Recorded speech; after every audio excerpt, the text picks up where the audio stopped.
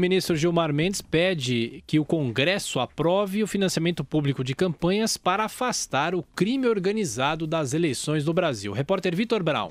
O presidente do Tribunal Superior Eleitoral volta a defender que a reforma política inclua o financiamento público de campanha e o voto em lista fechada. Gilmar Mendes se reuniu nesta quarta-feira com deputados da comissão da Câmara que discute o tema. O ministro afirma que o Brasil não tem saída e precisa aprovar as mudanças se não quiser que o crime organizado continue financiando as eleições. Mantido esse sistema, vai continuar havendo caixa 2, certamente, né? De forma irregular. Hoje o crime organizado está participando desse processo.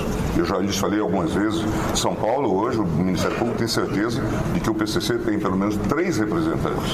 Segundo Gilmar Mendes, o fim das doações de empresas deixou o Brasil sem alternativas e agora o único caminho é o financiamento público de campanha. Não há possibilidade de regresso ao modelo de doação corporativa. O Supremo disse que isso é inconstitucional.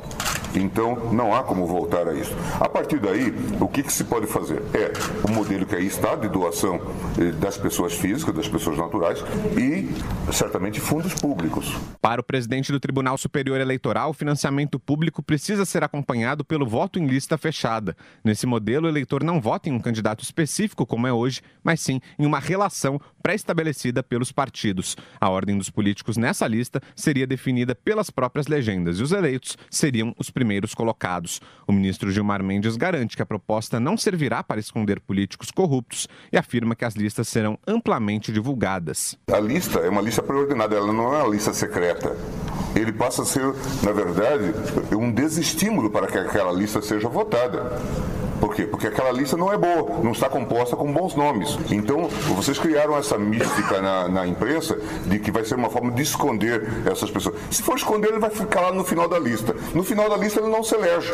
Gilmar Mendes ainda comparou a situação do Brasil à Venezuela. Talvez a democracia mais sólida que tinha, de maior continuidade na América Latina, era a da Venezuela.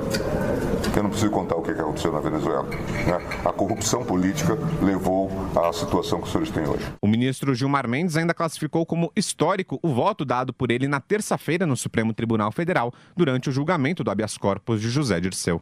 Essa história de lista fechada é culpa da imprensa, é invenção da imprensa, professor? Não.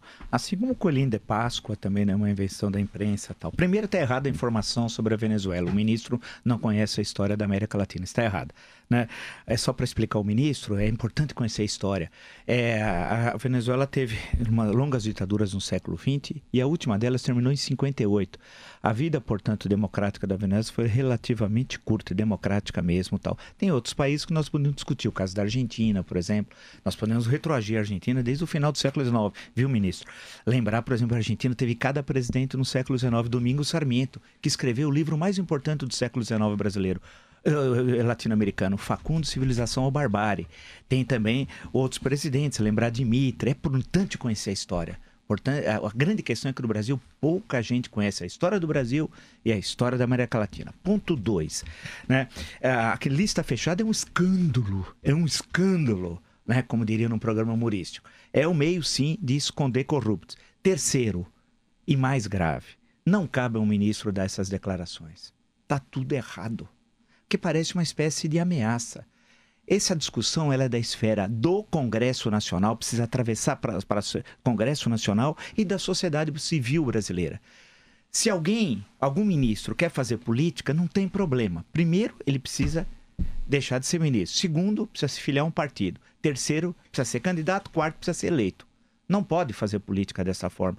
A toga não se faz política com a toga.